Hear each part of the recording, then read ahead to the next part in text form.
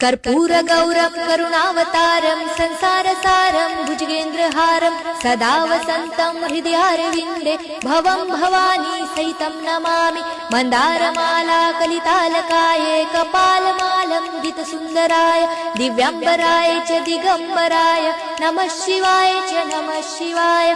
घालीन लोटांगण वंदीन चरण डोळ्यानी पाहीन रूप तुझे प्रेमे आलिंगन आनंदे पूजन भावे ओवाळीन म्हणे नमा।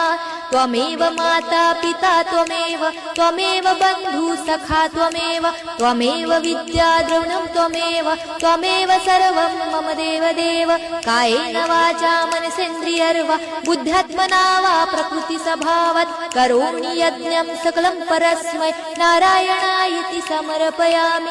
अच्युतं केशवं राम नारायणं कृष्णदामोदरं वासुदेवं हरे श्रीधरं माधवं गोपिकावल्लभं जानकीनायकं रामचन्द्रं भजे। हरे राम राम राम हरे हरे हरे कृष्ण कृष्ण कृष्ण हरे हरे हरे राम राम राम हरे हरे हरे कृष्ण कृष्ण कृष्ण हरे हरे।